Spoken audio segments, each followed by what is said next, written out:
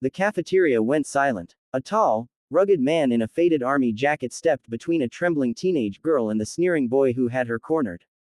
His voice was calm, but his eyes burned with the kind of fire only seen on the battlefield. "Touch her again," he said quietly, "and you'll regret it." Nobody knew who he was, yet. But in the next few moments, everything was about to change. Jake Turner had been out of the military for just 3 months. 10 long years of service overseas had turned him into a warrior, but back home, he was just another struggling single dad. His wife had left years ago, unable to handle the deployments, and now Jake was raising his 15-year-old son, Ethan, all on his own. They had just moved to a new city for a fresh start. Jake picked up work as a security guard at a large corporate headquarters. It didn't pay much, but it was steady, enough to cover the bills and keep food on the table. Jake had one mission now: give Ethan a better life than he ever had. Every morning, he packed Ethan's lunch and dropped him off at school before heading to work. Life wasn't easy, but Jake never complained. He was a soldier. He knew how to fight through tough times. That day started like any other, until everything changed. Ethan had been struggling to fit in at his new school. He wasn't the type to fight back, and that made him an easy target. A rich, arrogant kid named Ryan had made him his favorite victim. That afternoon, Jake finished his shift early and decided to surprise Ethan with a ride home. He walked across campus just as the final bell rang. That's when he heard shouting near the back of the cafeteria. Jake turned the corner, and what he saw made his blood boil. Ryan, the bully, had a girl cornered against the wall. She looked different from the others, neatly braided hair, designer clothes, but her eyes were filled with fear. Ryan was mocking her, holding her backpack high above his head while his friends laughed. The girl whispered, "Please, just give it back." Jake didn't think twice. His instincts kicked in. He stormed forward, snatching the backpack from Ryan's hand in one swift motion. Ryan spun around, glaring. "What's your problem, old man?" he sneered. Jake stepped in close, his voice low and steady. "Walk away, now." Ryan opened his mouth to protest, but one look at Jake's face, carved with years of combat, and he froze. He muttered something under his breath and slunk away with his friends trailing behind. The girl looked up at Jake, eyes wide with shock.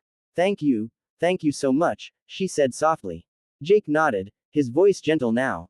"You okay?" She smiled nervously. "Yeah, I'm okay." He didn't know it yet, but that small act of kindness was about to change his life forever. Jake waited for Ethan, and introduced him to the girl.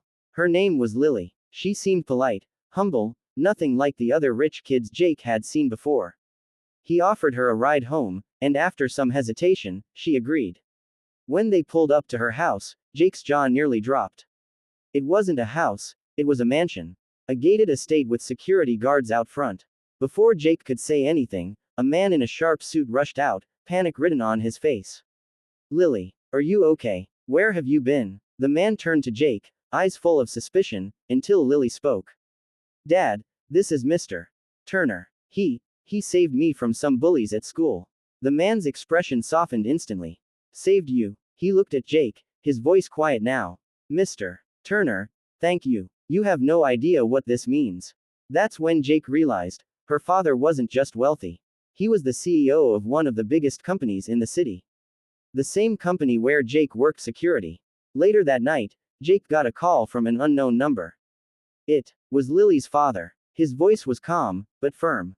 "Jake, I want to meet you tomorrow. Lunch. My treat." Jake hesitated. He didn't like handouts, but he agreed. The next day, at a high-end restaurant, Mr. Carter said something Jake didn't expect. "I owe you. You didn't just protect my daughter, you reminded me of something important. I've been so focused on business, I forgot what really matters. Family. Integrity. People like you." Then, Mr. Carter slid a folder across the table. "I want to offer you a position. Head of Corporate Security. Full benefits. A salary that can actually give you and your son a good life." Jake was speechless. This wasn't just a job. It was a lifeline. He accepted, not because of the money, but because he saw an opportunity to finally give Ethan stability. As they left the restaurant, Mr. Carter shook his hand firmly. "Heroes like you don't wear suits. They wear scars." That night, Jake looked at Ethan as they ate dinner. For the first time in years, he felt a weight lift off his shoulders. He smiled. "Son, Life has a funny way of rewarding the right choices. Always do the right thing, even when no one's watching. Ethan nodded, his eyes shining with pride. You're my hero, Dad. And in that moment, Jake knew, the uniform may have come off, but a soldier's duty, to protect, to serve, to love, never ends. In a world that moves too fast, never forget, one act of kindness can change everything.